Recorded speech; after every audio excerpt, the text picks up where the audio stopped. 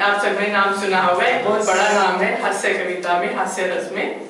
उनकी एक कविता है रेल यात्रा, और ये रेल यात्रा आपको लेके जाएगी उन दिनों में जब रेलगाड़ी में जाते हुए आपको कभी टिकट ना मिले, रिजर्वेशन ना मिले, आपको चढ़ना पड़े, बहुत ज्यादा भीड़ है रेल में। तो उसका वृत्तांत जिस तरीके से उन्होंने किया है, आप मजा लीजिए, आनंद लीजिए, अपनी हंसी को सिर्फ होठों पे ना रोकिए, कानों तक जाने दीजिए और तालियों पे करें। तो कविता इस तरह से है। एक बार हम भी कर रहे थे रेल यात्रा, प्लेटफार्म पर देखकर सवारियों की मात्रा, हमारे पसीने छूटने लगे और हम अपना थैला उठा के घर की तरफ फूटने लगे। इसमें ध्यान देने योग्य बात यह है कि प्रदीप चौबे जी का जो ढील डोल है, काफी लंबे चौड़े कद काठी वाले व्यक्तित्व के हैं वो, सो वो ध्यान रखिएगा। एक बार हम भी कर रहे थे रेल यात्रा, प्लेटफार्म पर देखकर सवारियों की मात्रा, हमारे पसीने छूटने लगे और हम अपना थैला उठाकर घर की तरफ फूटने लगे। तभी एक कुली आया, मुस्कुराते हुए बोला, अंदर जाएंगे? हमने पूछा, आप पहुंचाएंगे? बोला, बाबूजी बड़े बड़े पार्सल पहुंचाए हैं, आपको भी पहुंचा दूंगा, मगर रुपए पूरे 50 लूंगा। हम बोले, 50 रुपया?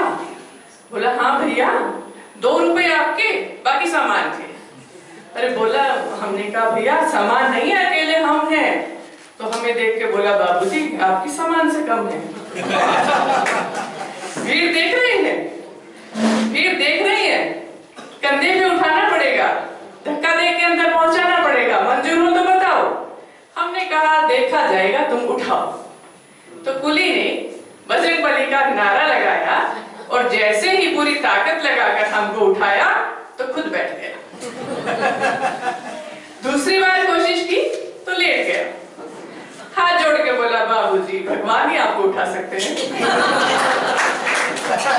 बाबूजी भगवान ही आपको उठा सकते हैं। अरे हम क्या खाकर आपको उठाएंगे, आपको उठाते उठाते तो हम इस दुनिया से उठ जाएंगे। तभी गाड़ी ने सीटी दे दी।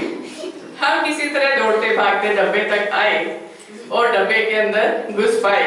तो डब्बे के अंदर का सीन वो देखिए, डब्बे के अंदर का सीन बड़ा घमासान था।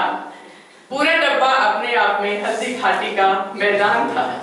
लोग बैठे थे, खड़े थे, और जिनको कहीं भी जगह नहीं मिली वो बर्थ के नीचे पड़े थे।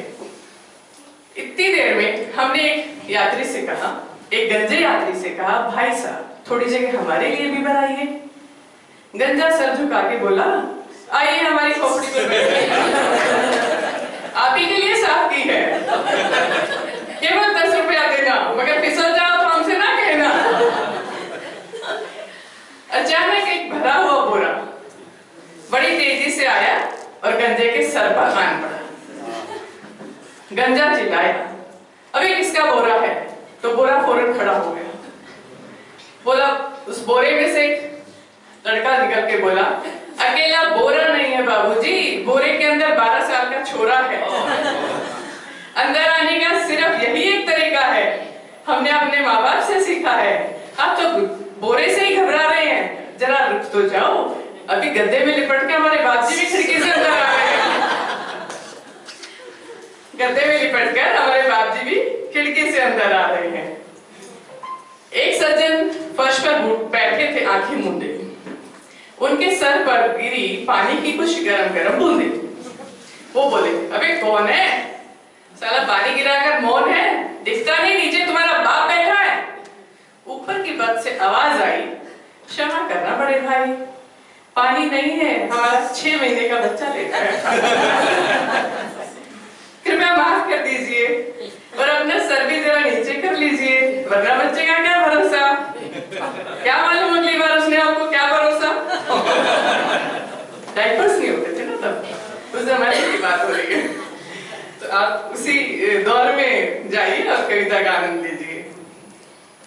तभी एक सज्जन लगभग हाँफते हुए, भागते हुए बोले, अरे पकड़ो पकड़ो, जाने ना पाए। आए चिल्लाए, बोले, पकड़ो पकड़ो, जाने ना पाए, जाने ना पाए।